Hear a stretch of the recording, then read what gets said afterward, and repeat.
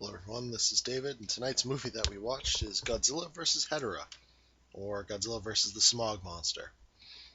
So, here we come, uh, starting to come in onto the end of the Showa era Godzilla series, and this is the first one where Godzilla is a full-blown hero as opposed to an anti-hero or villain as he had been in previous. And he fights a new monster, part of the new generation, if you will. A lot of the previous monsters were much more basic, but from here on out, they become a lot stranger in an attempt, I'm guessing, to drum up ratings about what the new monster is going to be. Um, Older ones, generally, monsters only had one, maybe two powers, like, uh, for example, the ability to fly or shoot lasers or whatnot. Godzilla's a good example. He's just indestructible and breathes atomic fire. Mothra can change shape and turn and shoot web and fly around. So it really depends. But here is where monsters start becoming what one of my friends affectionately calls berserk. That meaning it's just like no holds bars. There's no rules. There's no balance. It's just whatever they feel like throwing in the ring that day. That's what's fighting. So let's talk about Hedorah for a moment. Now, out of the original monsters, from the Showa era, Hedorah is probably one of the most interesting in. He's very different in his concept. So what is he? Let's talk about him because this is going to be one of the long ones that we talk about. So he's a mineral from space that eats pollutants or what we consider pollutants and thrives on them, and then himself generates more different pollutants as like his excrement. So for example, he will absorb the pollution out of the water, which sounds like a good thing, but then he produces sulfuric acid, so that's a really bad thing. So that's just what he does, and all the while he grows bigger. And there's lots of little Hedorahs going around, and they can combine together to form a bigger monster. So they start off not really being able to do too much, but as the film progresses, they gain more and more powers. He is amorphous, so he can shapeshift. He's a shapeshifter, more so than any other creature thus far, because he actually does it in combat with Godzilla.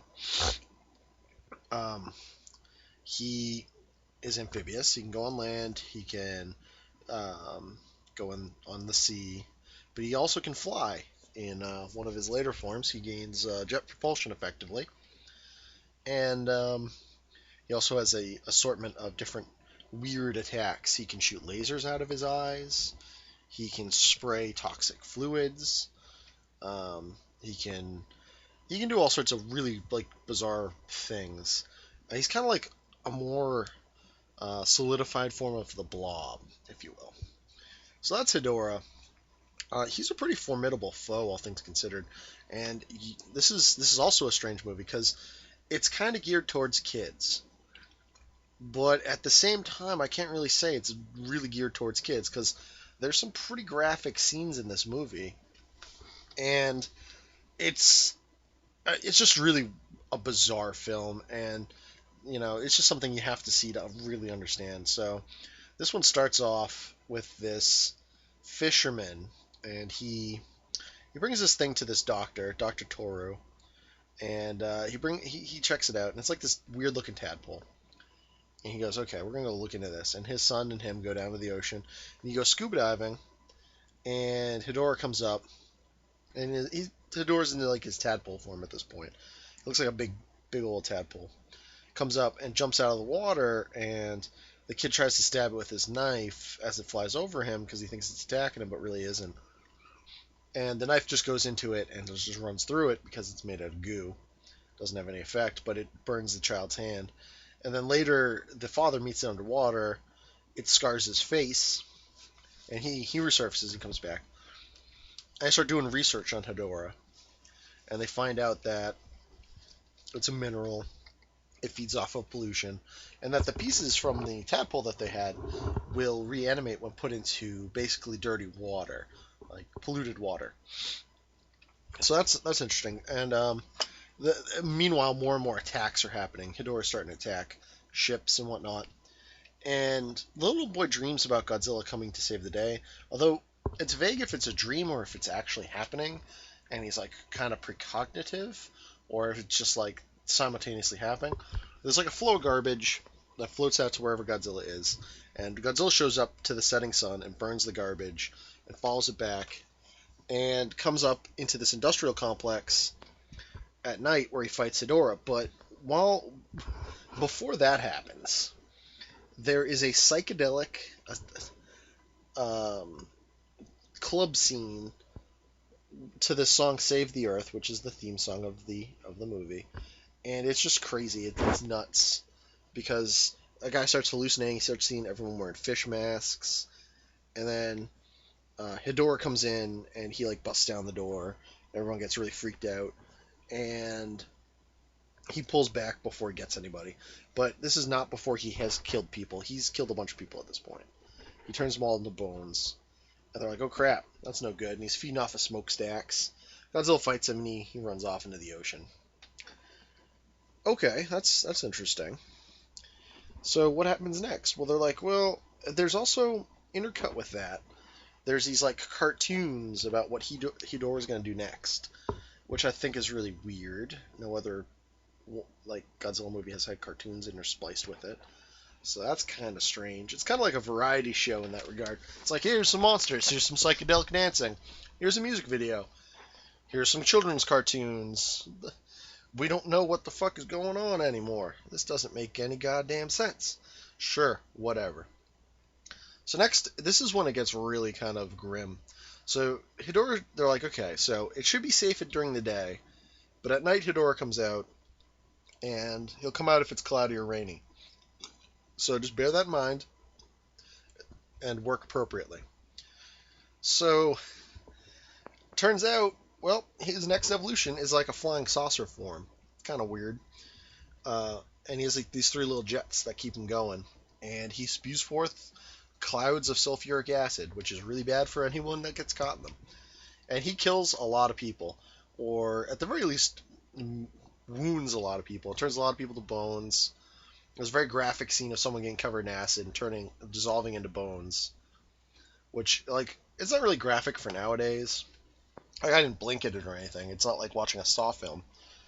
But keep in mind, this is Godzilla, where, we go to planets and fight aliens who look like rejects from a Devo music video on a daily basis, and yet this movie has people being sprayed with acid and literally melting in front of us.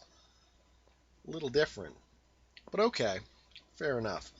Showing a little bit more menace, a little bit more danger. But Godzilla comes in and they fight, and again, Hedorah gets away. What is it? Godzilla gets a little wounded, if I remember correctly. Like, he does this funny thing where he like does a flip because it hits him. Because of the way it like sprays him with like acid or something.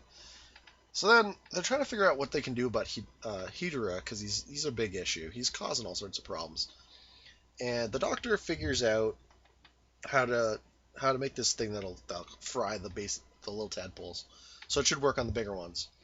So they build it, and and meanwhile all the kids, I hazard to say hippies, but I guess they're hippies, are gonna have this big party because they think it's the end of the world, and they're like, fuck it, it's the end of the world. Let's all like party and fucking have sex. Which, giant monsters rampaging around just spewing forth sulfuric acid. Yeah, I'd probably be like, let's get out to the country where he doesn't live and whatnot. Well, anyway, Hedorah comes out to meet those guys for some reason. All of this taking place in the shadow of Mount Fuji, by the way, which looks very good, very scenic. And so the final battle takes place on outside of Mount Fuji. It's basically rising in the background at night, and it's an interesting battle. It's like almost a day for night, I think. Godzilla shows up, fights him. The fight is really long, actually. This goes on for a while. Godzilla gets the crap kicked out of him for a good long while. Military shows up with the little things. Godzilla beats up Hedorah enough where he drags him into the thing, blasts him with the mirrors that'll cause him to fry. He fries. Then he breaks like his shell. Like his skin is like an outer skin, and like he like sheds it, and like another one comes flying out, and Godzilla's like, "Oh no, you're not getting the fuck away!" And does miracle of miracles, the most crazy thing Godzilla could ever do. He turns himself into a goddamn fucking flying Godzilla. He just goes and uses his atomic breath to just literally fly after Hedorah, catch up with Hedorah, and drag his ass back. He literally rips him apart, like zaps him with the thing, literally rips him open, rips him apart, throws all the sludge out, burns all of that down, and that is Godzilla versus Hedorah. It is. There's a lot of monster action in this movie actually, which is quite good. But intercut with that again is the human stuff, and the human stuff that's in this one is just kind of insane. Like I've talked about crazy ideas for movies, and there have been a couple, but this one is just like I don't fucking know half the time what's gonna happen next. There's just some crazy shit that happens here. Now, it's not really that crazy nowadays. Like, I've seen plenty of shows that are just fucking random, but in terms of like a cognitive um, a linear plot, if you will. This one's kind of confusing, especially towards the beginning. Towards the end, it gets a lot better because it's like monsters fighting monsters, and that's easy enough to follow. But the beginning, when they're establishing everything, it's a little just kind of random, kind of arbitrary.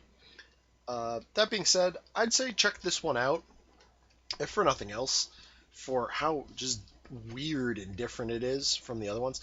It's not really bad, although apparently it was rated quite poorly according to things, and it does have very strong "don't pollute" or there'll be a crazy monster that's going to come eat you. So if you don't like that kind of message, you might not like this movie. But if you like monster action, it's got some monster action. If you like gore, it's got gore. This movie I think was designed for kids, but I'd honestly say if the kids are little, don't have them watch this movie. If they're 10 and up, this one's probably acceptable nowadays. But like younger than that, I'd steer away from it unless they're particularly mature kids.